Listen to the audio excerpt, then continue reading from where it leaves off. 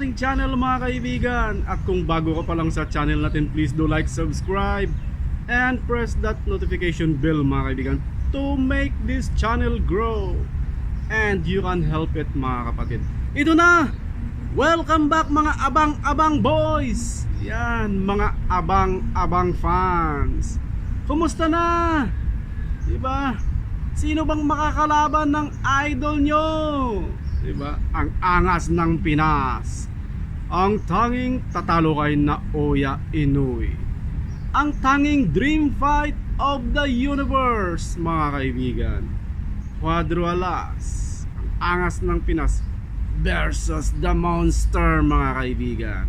Well, mga kapatid, bigla kayong nasihan, mga Cuadro Alas fans, fanatics, mga kaibigan, at saka mga boxing fans, dahil lately lang nagpalabas sila ng kanilang vlog, diba? Nag-training, diba?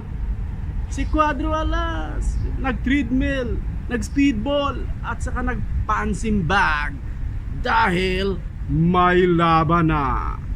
Ang tanong mga fans at saka mga fanatics, sino ba ang kalaban at kailan? Well, as usual, abang-abang lang mga kapatid. So, kayo na ang mga abangers boys, mga kaibigan. Well, ako fan ako ng boxing at saka ni Cuadro Alas.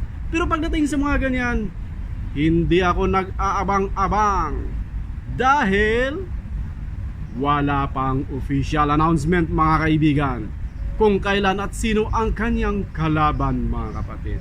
So kung baga, ang manok hindi pa nangitlog mga kaibigan, huwag nyo munang bilangin ang sisiw, di ba? Dahil baka kayo'y maprank mga kaibigan. Wala pa yan, di ba?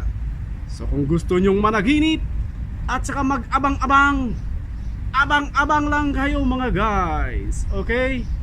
Abangan nyo ang susunod na mga pangyayari sa boxer career ng idol nyo, ang angas ng Pinas, ang walang ibang tatalo kay Naoya Inoue, Cuadro Alas. Hanggang ngayon, inaabang pa rin ang kanyang laban.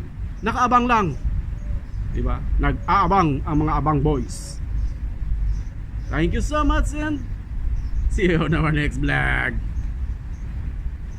Bye bye.